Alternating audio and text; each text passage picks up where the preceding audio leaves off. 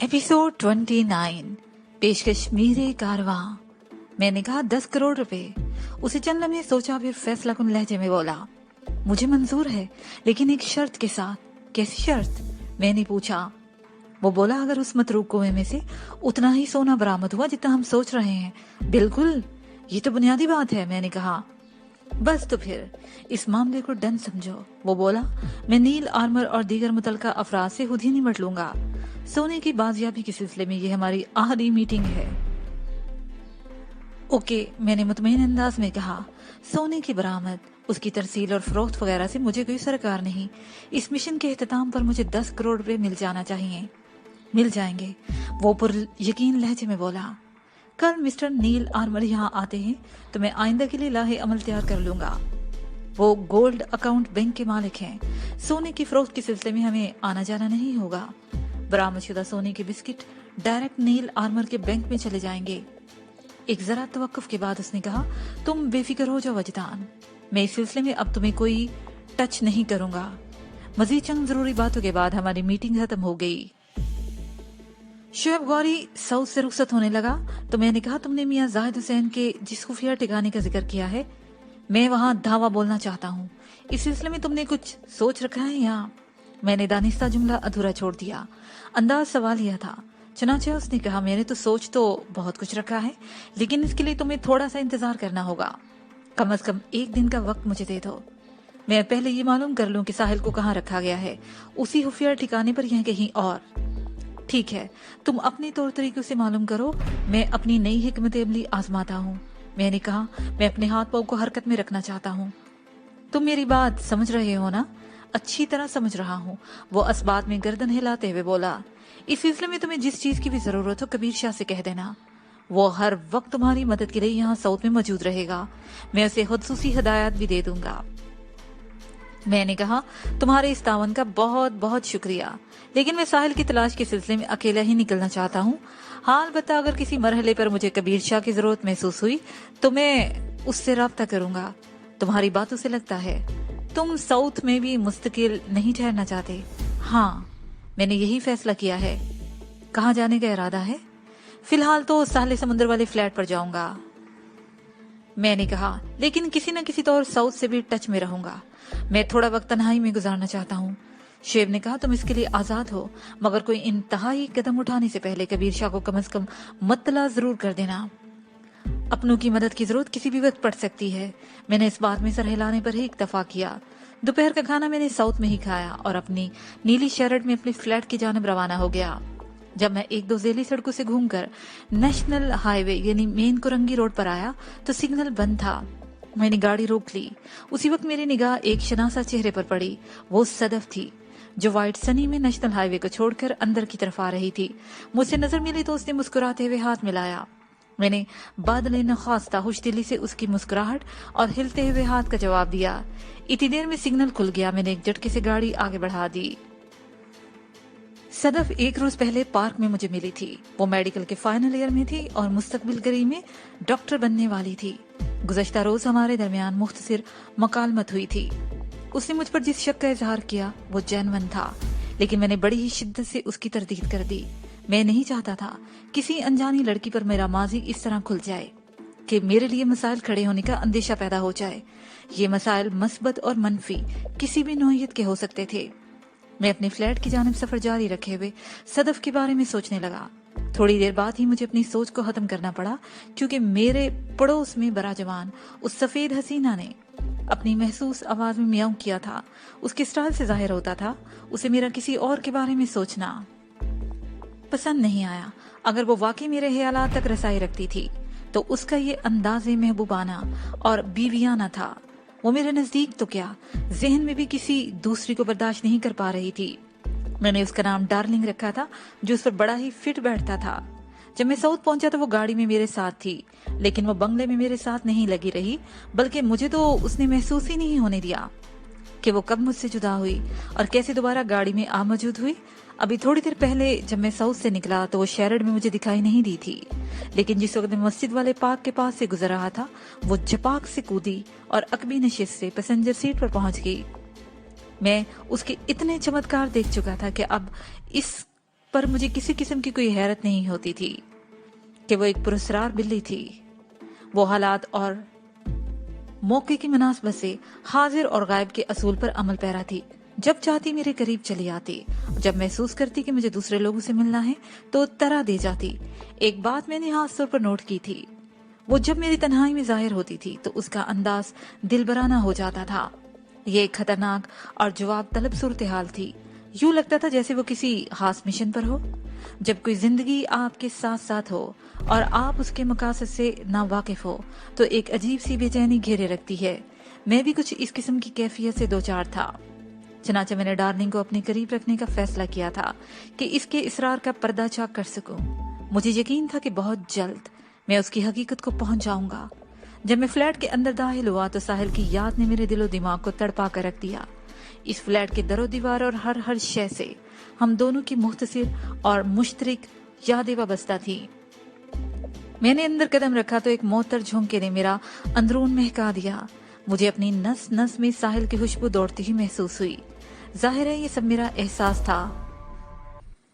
साहिल का ताकतवर तस्वुर उसकी मौजूदगी को महसूस करवा रहा था, वरना हकीकत तो यही थी कि वो मुझसे जुदा हो चुकी थी।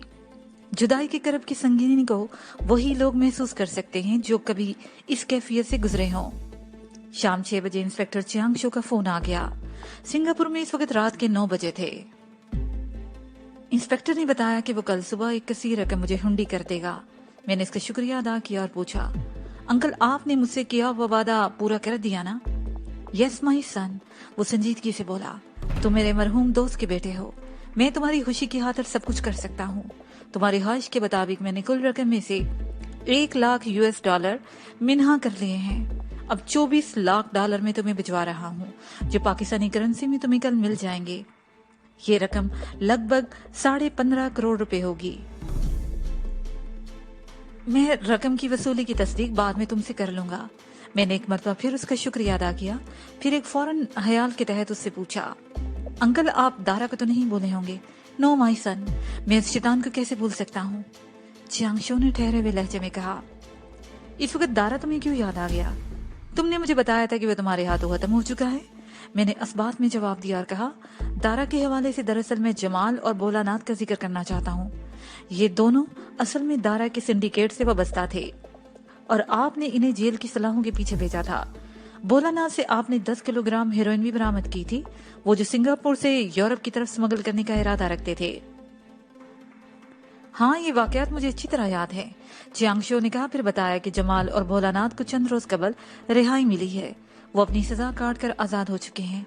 मैंने कहा, अंकल अब वो वाकई हमेशा के लिए आजाद हो चुके हैं, उन्हें हमने जिंदगी की कैद से रिहाई दिलवा दी है।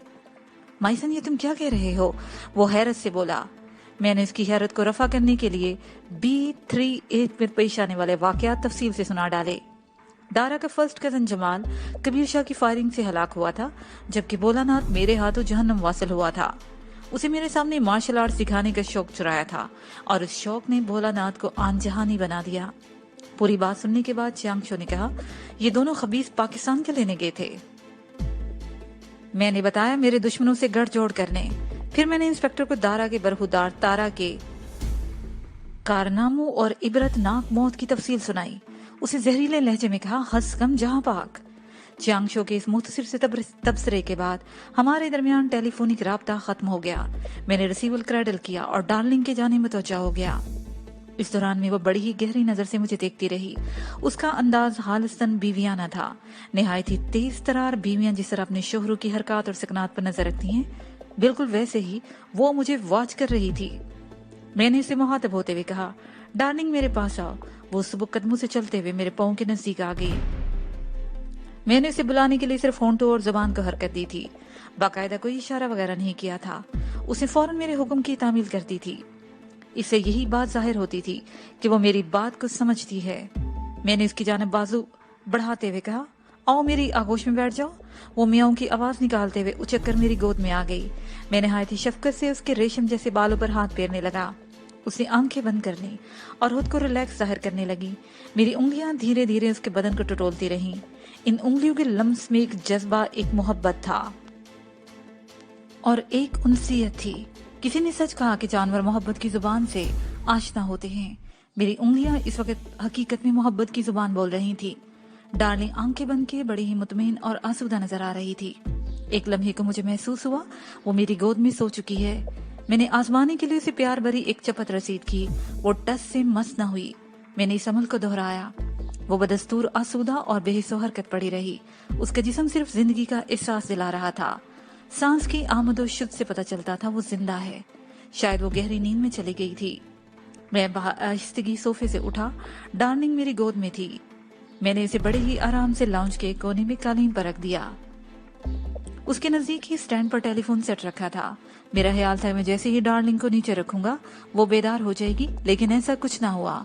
वो आसूदगी की नींद सो रही थी। मैं टेलीफोन के नजदीक ही सोफे पर बैठ गया और दिलचस्पी से पुरस्कार डार्लिंग को तकने लगा। चंद लम्हात के बाद आप मेरा ख्याल डार्लिंग से प्रवास करते हुए लैला की जानब चला गया। फिर मुझे उसकी कार्रवाई याद आने लगी। गोया मैं नीलगिरी के बारे में सोचने लगा। नीलगिरी ने मुझे ऐसी चोट दी थी जो किसी भी तरह एक शिकस्त से कम नहीं थी। मेरे जहन ने नीलगिरी के बारे में जो अंदाजे कायम किए थे वो इन पर पूरी उतरी थी। वो अपनी जिद को पूरा करने के लिए मुझे उलझनों के जाल में बंद गई थी। कुछ देर तक मैं इसी उधेड़ बुन में रहा। फिर लैला के बारे में सोचने लगा। मेरे दिल में ख्वाहिश पैदा हुई कि लैला के मुतालिक मालूमात हासिल करना चाहिए। नीलगिरी ने उसे वास्ता बनाया था। इसका मतलब कि लैला की अपनी एक जुदागाना हैसियत नहीं थी। उससे बात करके बहुत से सवालात के जवाबात मिल सकते थे। मैंने लैला के बेडरूम से गुज़श्ता रात 3 फोन किए थे। पहला काजी सुल्तान को, दूसरा बाकर मिन्हास को और तीसरा कबीर शाह को। तीनों फोन्स का दौरानिया 10 मिनट से ज्यादा था। इस दौरान में मेरी निगाह टेलीफोन सेट पर जमी रही थी। सेट की पेशानी पर जो छोटी सी ट्रांसपेरेंट पॉकेट में फोन नंबर दर्ज था, यह नंबर मेरे जहन से चिपक कर रह गया था। मुझे हैरत हुई कि अब तक इस फोन नंबर का ख्याल क्यों नहीं आया था। बेख्तियार मेरा हाथ टेलीफोन सेट की जाने बढ़ गया। मैंने लैला के बंगले का फोन नंबर डायल किया। चौथी घंटी पर दूसरी जानब से कॉल रिसीव कर लेगी। एक मानूस नस्वानी आवाज मेरी समाज से टकराई, हेलो। मैं पलक झपकने में समझ गया कि दूसरी तरफ लैला थी। फिर भी मैंने बेसाख्ता पूछ लिया, क्या तुम लैला बात कर रही हो? उसने तस्दीक की और पूछा, तुम कौन हो?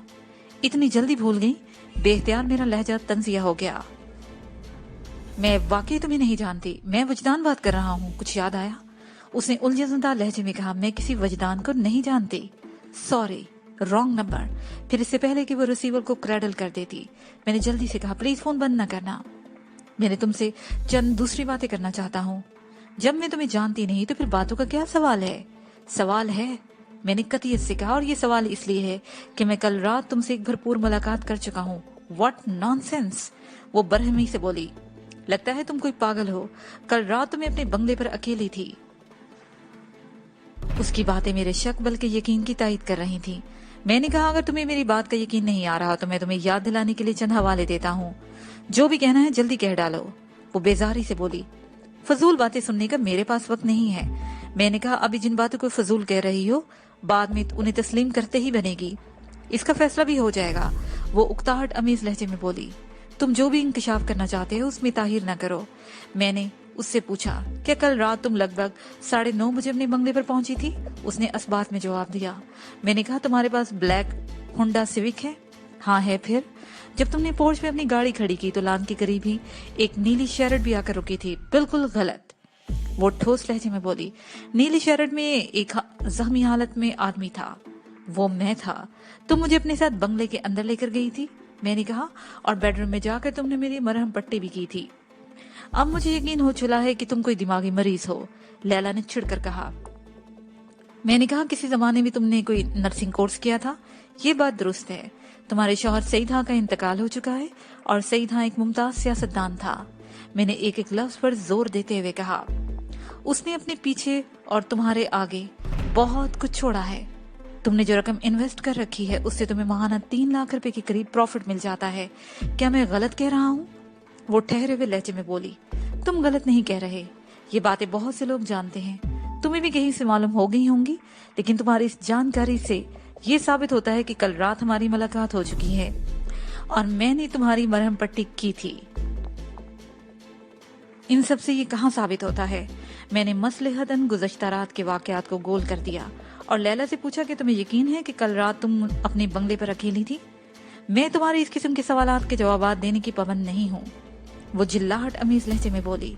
इससे पहले कि मैं फोन बंद कर दूं, तुम्हारा मुंह बंद करने के लिए तुम्हें बता देना चाहती हूँ, गुज़श्ता रात ही नहीं बल्कि मैं हर रात अपने बंगले पर अकेली ही रहती हूँ और मैंने कल रात किसी वजदान से मुलाकात की है, ना ही मैं इस नाम के किसी शख्स से वाकिफ हूँ।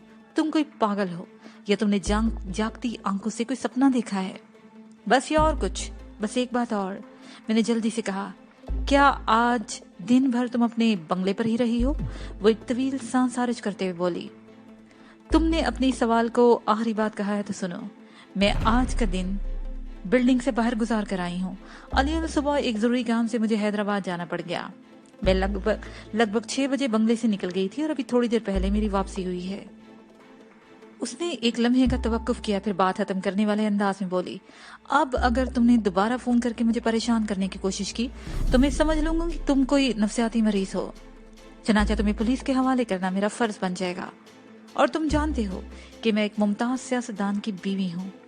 तुम ये भी बखूबी जानते हो कि इस मुल्क में सियासतदान और उसके अहलखाना किस कदर ताकत और कुदरत के मालिक होते हैं। उसका जुमला खत्म होते ही टेलीफोन बंद हो गया। दूसरी जानब से लैला ने रिसीवर रख दिया। वो हासी पुर एतमाद और नडर मालूम होती थी, वरना वो इतनी देर मुझसे गुफ्तगू न करती। मैं पलक झपकने में समझ गया था कि रात उसके साथ क्या हुआ होगा। मैंने पहले भी नीलगिरी की अफसोगरी के कई वाकयात अपनी आंखों से मुलाहिजा किए थे। वो बड़ी करनी वाली थी। गुज़श्ता रात कमोबेश 9:30 बजे में लैला के बंगले पर पहुंचा था। उस वक्त वो कहीं बाहर से आई थी। नीलगिरी ने अपनी शक्ति से रात 9:30 बजे से सुबह 6 बजे तक के वाकयात लैला की जिंदगी से खारिज कर दिए थे, क्योंकि इन वाकयात के बाद वो खुद भी वहां से चली गई थी और इन वाकयात के जरिए वो खुद उसी की जिंदगी में दहील रही थी। गोया उसने लैला की जिंदगी से एक रात चुरा ली थी। वो बेचारी यही समझ रही थी कि उसने ये रात सोकर गुजारी होगी। लैला से होने वाली इस गुफ्तगू ने नीलगिरी की कारकर्दगी पर मोहर तस्दीक सब कर दी। उस हसीन साहरा ने उस कुंदनी मशरूब जिसे जामे उम्मीद का सहारा लेकर लैला की बेबसी और मेरी बेकसी से अपना मकसद हासिल कर लिया था। मैं एक ठंडी आ भर कर रह गया। ठंडी हवा के झोंके खुले हुए स्लाइडिंग डोर से कमरे के अंदर पहुंच रहे थे। मैं कालीन पर योगा की मुस्लिम मशकें कर रहा था। सूरज तलू होने में ज्यादा वक्त नहीं था। सफीदा सहर जाहिर होने लगा था। वो बहुत ही खुशगवार और सुहाना समा था। चारों जानब फैली खामोशी और सन्नाटे ने मश्क का लुत्फ दुबाला कर दिया। योगा की मशकों को एक तरतीब से किया जाता है। एक से ज्यादा शोबों को आजमाना हो तो उनमें भी तरतीब का ख्याल रखना चाहिए। सबसे पहले खत योग यानी बॉडी योगा पर राज योग ब्रेन योगा और आखिर में मंत्र रोग यानी रूहानी योग की मशकें की जाएं तो ज्यादा फायदा होता है। वैसे तो कोई भी मश्क किसी भी तौर कर ली जाए तो उसका फायदा जरूर पहुंचता है। मैंने अपने दिमाग और रूह को वार्म अप करने के लिए हठ योग के चंद आसन लगाए, जिनमें ऊंट आसन, कैमल पोस्चर, फिश पोस्चर और प्लो पोस्चर शामिल थे। उसके बाद मैं कमल आसन में बैठकर सांस की महसूस मश्क करने लगा। कमल आसन यानी लोटस पोस्चर को योगा में बहुत ही अहमियत हासिल है। इस आसन या अंदाज को पदम आसन, सुख आसन और आलती पालती मारकर बैठना भी कहते हैं। मंत्र योग की इस मशक को इसी आसन में किया जाता है।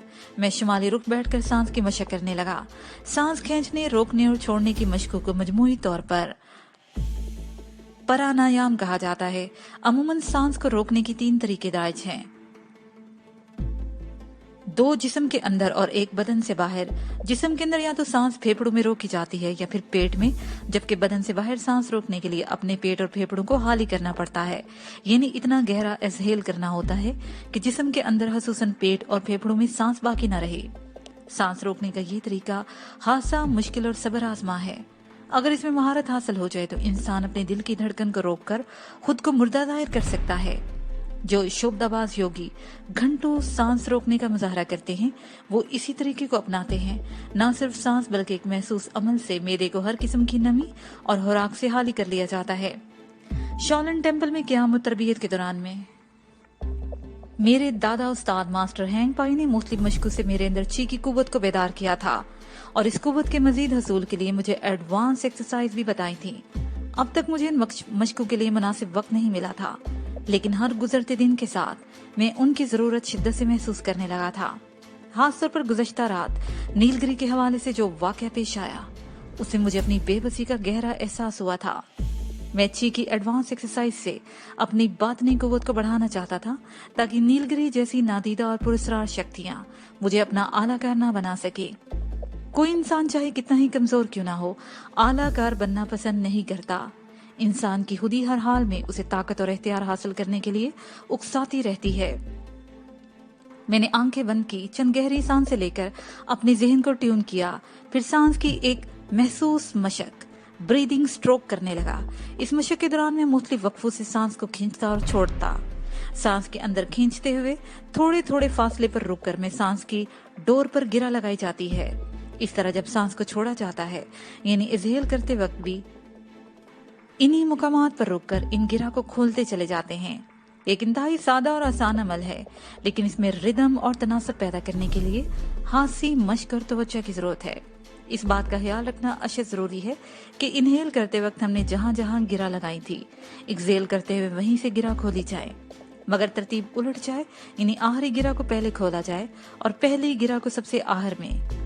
गिरा खोलने और लगाने का ये अमल तसव्वुराती है। इस तसव्वुर को ख्याल की कुव्वत से रोशन और वाज़िह किया जाता है।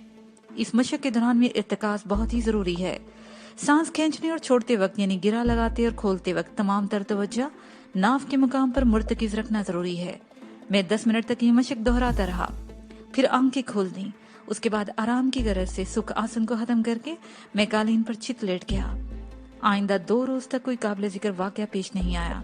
मेरे लिए काबिल जिक्र वाकया वो होता है जिसमें किसी न किसी हवाले से साहिल मौजूद होती। उसकी मौजूदगी के बगैर मैं हाली होकर रह गया था। इसे मैं अपने जिस्म का एक हिस्सा ही समझने लगा था। वो क्या जुदा हुई थी, गोया मैं कहीं खो गया था। लोग समझते थे मैं साहिल को तलाश कर रहा हूँ, लेकिन मैं तेरी तलाश में निकले और खुद खो वाली कैफियत से गुजर रहा था। तीसरे रोज में शुएब गौरी से मैंने वाज़ेह अल्फाज में कह दिया कि मैं लाहौर जा रहा हूँ। शुएब ने मियाँ जाहिद के जिस खुफिया अड्डे का सुराग लगाया था, वहाँ साहिल की मौजूदगी साबित न हो सकी। इन हालात में मेरा जहन बार बार उस तरफ जा रहा था कि उसे उन बदबख्तों ने लाहौर भेज दिया होगा। ऐन मुमकिन था कि साहिल उस वक्त चौधरी नवाज़िश अली की हवेली में हो, उसकी कैद में। मैंने लाहौर जाने का इरादा जाहिर करने से पहले शुएब को अपने अंदाजे के बारे में भी बता दिया था। वो गंभीर आवाज में बोला, मैं भी इन्हीं हदूद पर सोच रहा हूँ। खैर, मैं कल की किसी फ्लाइट से तुम्हारे लाहौर जाने का बंदोबस्त कर देता हूँ। तुम्हें इस सिलसिले में परेशान होने की जरूरत नहीं। मैं कबीर शाह को तुम्हारी जरूरत के बारे में ब्रीफ कर दूंगा। मैंने कहा, शुएब, कल सुबह मैं सऊद जाकर कबीर शाह से मिल लूंगा। तुम उसे बता देना कि मेरे साथ एक बिल्ली भी जाएगी। उस सफर के तमाम इंतजामात उसे करना होंगे। बिल्ली? शुएब की हैरत भरी आवाज मेरी समाज से टकराई। उस वक्त हम टेलीफोन के जरिए गुफ्तगू कर रहे थे। मैंने जोर देकर कहा, हाँ बिल्ली, उसका नाम डार्लिंग है। लाइव स्टॉक की बुकिंग के लिए उसके नाम की जरूरत पड़ेगी। वो सफेद रंग की खूबसूरत बिल्ली है। ये बिल्ली तुम्हारे पास कहाँ से आ गई? उसके लहजे में गहरी संजीदगी पाई जाती थी। मैंने बताया, बस नई नई दोस्ती हुई है। वो मेरे इस गोलमोल जवाब से समझ गया कि मैं बिल्ली के सिलसिले में किसी वजाहत में नहीं जाना चाहता। लिहाजा उसने भी ज्यादा कुरेदना मुनासिब न समझा और जल्दी से बोला, ओके, बिल्ली की बुकिंग भी हो जाएगी। फिर मैंने पूछा कि लाहौर में किस होटल में क्याम करूं। उसने कहा कि तुम लाहौर के जिस होटल में भी क्याम करना पसंद करोगे, मैं तुम्हारे ठहरने का बंदोबस्त उसी होटल में कर दूंगा।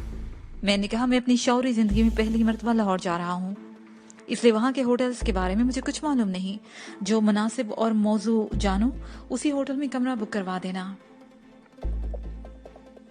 मैं होटल की बुकिंग और हवाई सफर के अखराजात की रकम कल कबीर शाह को दे दूंगा।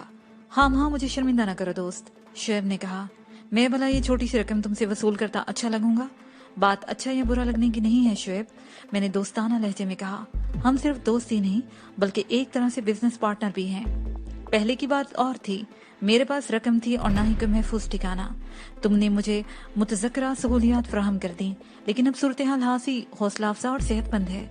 इस वक्त मेरे मुख्तलिफ अकाउंट्स में लगभग 15.5 करोड़ रुपए मौजूद हैं, लेकिन लेन देन की आदत मुझे भी डालना चाहिए। ठीक है, जैसे तुम्हारी मर्जी, वो खुशदिली से बोला। फिर हमारे दरमियान गुफ्तगू का सिलसिला मौकूफ हो गया। 2 रोज कबर सिंगापुर से आने वाली हुंडी की रकम मैंने वसूल कर ली थी और उसी रोज शुएब गौरी की रहनुमाई और तावन से मैंने 3 मुस्लिम बैंकों में अकाउंट्स भी खोल लिए थे। इनमें एक गैर मुल्की और 2 मुल्की बैंक थे। गैर मुल्की अकाउंट में मैंने शुएब के मशवरे के मुताबिक मैंने डॉलर अकाउंट खोला था, जबकि बाकी 2 मुस्लिम बैंकों में मैंने रुपी अकाउंट खोले थे। इन दोनों मुल्की बैंकों में ऑनलाइन बैंकिंग की सहूलत भी मौजूद थी। मुझे ऐसे तगड़े अकाउंट होल्डर को पाकर तीनों बैंकों के मैनेजर्स खुशी से फूले न समा रहे थे। 1 घंटे के बाद कबीर शाह का फोन आ गया। उसने पुरमुसरत लहजे में बताया, वजदान, मैंने कोशिश करके कल सुबह तुम्हारी रवानगी का बंदोबस्त कर दिया है। 8 बजे वाली फ्लाइट में तुम्हारी और डार्लिंग की बुकिंग हो गई है। तुम 7 बजे से थोड़ी देर पहले एयरपोर्ट पर पहुंच जाना। बल्कि ऐसा करो, वो एक लम्हे को तवक्कुफ करके बोला, तुम रात को ही साउथ में क्यों नहीं चले आते? मैं खुद सुबह तुम्हें एयरपोर्ट पर छोड़ आऊंगा। नहीं शाह जी, इतने तकल्लुफात में ना पड़ो। मैंने किसी अंदरूनी जज्बे के तहत कहा, तुम हमारे टिकट वगैरह को यहाँ भेज दो, मैं कल ठीक वक्त पर एयरपोर्ट पहुंच जाऊंगा। वो चंद लम्हे सोचने के बाद बोला, ठीक है, जैसे तुम्हारी मर्जी। मैं आधे घंटे के अंदर अंदर तुम्हारा टिकट भिजवा रहा हूँ। तुम्हारी और डार्लिंग के सिलसिले में मैंने एयरपोर्ट के मुतलका काउंटर से फोन पर बात कर ली है। वो डार्लिंग के लिए स्पेस छोड़ देंगे। तुम एयरपोर्ट पहुंचकर लाइव स्टॉक काउंटर से राब्ता कर लेना। वो तुम्हें बिल्ली के लिए एक छोटा सा केज मुहैया कर देंगे। हाँ, मैं इस प्रोसेस से वाकिफ हूँ। मैंने कहा, फिर पूछा, डार्लिंग के लाइसेंस की जरूरत तो पेश नहीं आएगी ना? बैरूनी ममालिक में तो पालतू जानवरों के लिए बाकायदा लाइसेंस जारी किए जाते हैं। बगैर लाइसेंस आप ना तो किसी पालतू जानवर को रख सकते हैं और ना ही उन्हें अपने साथ किसी सफर पर कहीं ले जा सकते हैं। कबीर शाह ने एक हल्का सा कहका लगाया और बोला, यहाँ इस किस्म की परेशानियों ने अभी रवाज नहीं पाया। कराची से लाहौर तक बाय एयर सफर करने के लिए तुम्हारी बिल्ली का नाम ही काफी है। फिर तो ठीक है, मैंने इत्मीनान की सांस खारिज करते हुए कहा। वो कुरेदने वाले अंदाज में बोला, यार वजदान, ये बिल्ली का क्या चक्कर है? जब तुम साउथ से गए थे तो ऐसी कोई पख्त तुम्हारे साथ नहीं थी, ना ही पहले ही मैंने तुम्हारे आसपास कभी उसे देखा था। क्या हाल ही में ये तुम्हारे हत्थे चढ़ी है? उस फ्लैट में पेश आने वाले सफेद चीते के वाक़े से कबीर शाह वाकिफ था। बाद अज़ां जिसे मैंने साहिल के हाथ से ताबीर करके बात बना ली थी, बिल्ली को वाकई उसने मेरे पास नहीं देखा था। जब मैं डार्लिंग के साथ लैला के बंगले से साउथ आया था तो इस शैतान की हाला ने बड़ी ही महारत से खुद को रूपोश कर लिया था। कबीर शाह के सवाल के जवाब में मैंने मुख्तसर कहा, हाँ शाह जी, डार्लिंग से नई नई दोस्ती हुई है। आखिर ये है कौन? डार्लिंग के बानी नहीं जानते हो? महबूबा। उसने कहा, बिल्कुल दुरुस्त। मैंने 2 टोक अंदाज में कहा, डार्लिंग नामी ये सफेद बिल्ली मेरी महबूबा है। मियाऊं। मेरा जुमला खत्म होने से पहले ही लाउंज में एक महसूस आवाज उभरी। कबीर शाह ने हैरत अमीज लहजे में कहा, ओहो, तो मासूफा तुम्हारे आसपास ही है। डार्लिंग इस वक्त मेरी गोद में बैठी है। मैंने कहा, महबूबा को हर वक्त चाहने वाले की आगोश में ही रहना चाहिए। वो चहक कर बोला। फिर हमारे दरमियान राब्ता खत्म हो गया। कबीर शाह ने जुमला रवादारी में अदा किया था, मगर उसका ये सरसरी अंदाज मुझे झंझोड़ने के लिए काफी था। यक बयक मेरा ख्याल साहिल की जानिब परवाज कर गया। मैं पिछले कुछ अरसे से साहिल को चाहने लगा था। कजा ये कि कभी वो मुझे अपनी जानिब माइल करने की कोशिश में रहती थी और फिर मैं दानिस्ता उसे नजरअंदाज करता चला आया था। मुझे बहुत बाद में यह एहसास हुआ कि मैं उसे चुपके चुपके चाहने लगा था, इससे पहले कि मेरी चाहत उस पर खुलती। साहिल के रवैये में अचानक एक नाखुशगवार तब्दीली वाक़या हो गई थी। वो बड़ी ही खूबसूरती से ग्रेस की राह पर चलने लगी थी। हम दोनों रेल की पटरियों की तरह पहलू पर पहलू महवे सफर थे और हमारे दरमियान हाल चंद फुट का फासला बरकरार था। ये फासला एक बेरहम जंजीर की मानद था, एक ऐसी नादीदा जंजीर जो बड़े क्रोफर से तनी हुई थी। इसमें कोई लचक थी और ना ही कोई पचक। ये सफाक और साहत गिर जंजीर बड़ी ही सितमगर थी, ना हमें मिलने देती थी ना हमें बिछड़ने देती थी। उसने हमें पास पास रख कर दूर दूर कर दिया था। जिंदगी का ये सफर चलते चलते जारी था कि अचानक ये जालिम जंजीर टूट गई। गोया बेड़ियों का नाता टूट गया। पहले हम एक फासले पर रहते थे और फिर भी एक ही समत में सफर करते थे, लेकिन वक्त के जालिम ताने बाने ने हमें जुदा कर दिया। अपने मदार से हटने वाले अजसाम की तरह हमारे रुख बदल गए थे। साहिल तो फिर भी एक तयशुदा समत में आगे बढ़ रही थी, मगर मैं बेसमत होकर रह गया था। साहिल के बारे में सोचते हुए मैं हिजानी कैफियत से गुजरने लगा। उस वक्त मेरी दोनों मुठ्ठियां भिंची हुई थी, दांतों पर दांत जमे हुए थे और बदन होले होले लरज रहा था। मैंने महसूस किया कि अगर मैं कुछ देर मजीद इसी हालत में बैठा रहा तो अपने होशो हवास गुम कर बैठूंगा। पता नहीं, मालूम नहीं मैं नहीं जानता वो किस तरह मेरे अंदर समा गई थी कि मैं उसके लिए बेख्तियार हो जाता था। मेरी सोच और जज्बे कंट्रोल में नहीं रहते थे। मुझे इस बात पर फख्र था और फख्र है कि मैं सेल्फ कंट्रोल पर अबूर रखता हूँ, लेकिन साहिल के मामले में मैं बेबसी का शिकार हो जाता था। ये बेबसी, बेचारगी और बेख्तियारी मुझे मार डालेगी अगर मैंने जल्द अज जल्द साहिल तक पहुंचने की कोशिश न की तो। ये आखिरी जुमला एक सवाल बनकर मेरे जहन में उभरा था। ये एक खौफनाक वार्निंग थी, एक खुला चैलेंज था, और मैं हमेशा से चैलेंज कबूल करता आया था। मैं उठकर खड़ा हो गया और बेचैनी से लाउंज में टहलने लगा। साहिल के बारे में जज्बाती अंदाज से सोचते हुए मैंने अपने अंदर किसी और वजूद को बेदार होते हुए महसूस किया। वो वजदान अंगड़ाई लेकर बेदार हो रहा था जो बहुत ही सरकश और जिद्दी था, जो हर एहतियात को बालाए ताक रखकर सोचता था और मकसद के हसूल के लिए हर मामले में बेहतर कूद पड़ता था। मैंने उस वजदान के मारका आरा कारनामे भी देखे थे और बाद में खुद ही हैरान भी हुआ था, क्या वाकई ये सब कुछ मैंने ही किया है? उस वक्त मेरे जहन में सरकश और इंतकामी ख्यालात का मेला लगा हुआ था। मैंने पलक झपकने में फैसला किया, कोई जरूरी नहीं कि मैं कदम कदम पर शोएब गौरी और सीएफ की उंगली पकड़कर चलूं। दोस्तों से मशवरा और मदद लेना अच्छी बात है, लेकिन मैं साहिल की तलाश को सिर्फ और सिर्फ खुद तक महदूद रखना चाहता था। मैंने सोच लिया कि इस सिलसिले में हर कदम मैं खुद ही उठाऊंगा और तन्हा उठाऊंगा, और इन नतीजाहेज और वलवला अंगेज ख्यालात की रोशनी में मैंने अपने जहन में एक फौरी और अटल इरादा बांध लिया, ये कि कराची छोड़ने से कबल मैं मियां जाहिद हुसैन को इबरतनाक अंजाम से दो चार करूंगा। उसके अंगश्त बदनान खशर को देखकर कराची की सारी मार्केट में खलबली मच जाएगी और ऐसा हंगामा बर्पा होगा जिसकी गूंज कराची से रखावाली तक सुनाई देगी। ये एक तरह का टेलीग्राम होगा जो मैं रखावाली में अपनी आमद की इतला के तौर पर चौधरी नवाजिश अली को रवाना करूंगा। मेरे पास वक्त बहुत ही कम था और मियां जाहिद को तलाश करना बहुत ही मुश्किल, मगर इन लम्हात में मेरे दिमाग की डिक्शनरी बदल गई थी। नई डिक्शनरी में मुश्किल और नामुमकिन के अल्फाज दर्ज नहीं थे। मैंने उस डिक्शनरी के औराक उलटते हुए खत्मी कामयाबी यानी फतह को सर्कल किया और डिक्शनरी बंद कर दी। उस वक्त शाम हो रही थी। मेरे हाथ में सिर्फ और सिर्फ एक रात की मोहलत थी। इस मोहलत से फायदा उठाने के लिए मैं मजबूत और मरबूत प्लानिंग करने लगा। सबसे पहला मरहला मियां जाहिद हुसैन की तलाश का था। मेरे जहन ने इस मसले का हल पेश कर दिया, गोया मेरा जहन पूरी तरह नॉर्मल हो चुका था। अपनी प्लानिंग के मुताबिक मुझे कुछ इब्तदाई इंतजामात करना थे, जिनके लिए 2-2.5 घंटे के वक्त काफी था। हस्बे वादा कबीर शाह ने टिकट और जरूरी कागजात मुझे भिजवा दिए थे, तो मैं उन इंतजामात में जुट गया। मैंने गाड़ी निकाली और डार्लिंग की हमराही में मार्केट का एक चक्कर लगाया। जरूरी है खरीदारी के बाद मैंने एक हेयर ड्रेसर से कटिंग करवाई। मेरी हिदायत पर उसने मुझे सोल्जर बना दिया। उसके हाथों की जुम्बश, उंगलियों की हरकत और सकनात और आईने में उभरते वाले अपने अक्स को देखकर मुझे अंदाजा हुआ कि वो हेयर ड्रेसर सोल्जर कट में हासी महारत रखता था। आधे घंटे के बाद मैं अपनी फ्लैट में मौजूद था। मैंने पहले अपना सफरी बैग तैयार किया, तमाम जरूरी सामान और कागजात उसमें रखे। ऑनलाइन बैंकिंग से इस्तेफादा करने की चाबी भी मेरे पास मौजूद थी। उसके अलावा कैश की सूरत में भी अच्छी खासी रकम मेरे पास थी। उसके बाद मैं नहा धोकर तैयार हो गया। आईने के सामने जाकर मैंने अपना मौजूदा हुलिया देखा तो हैरान रह गया इस हुलिये के एतबार से।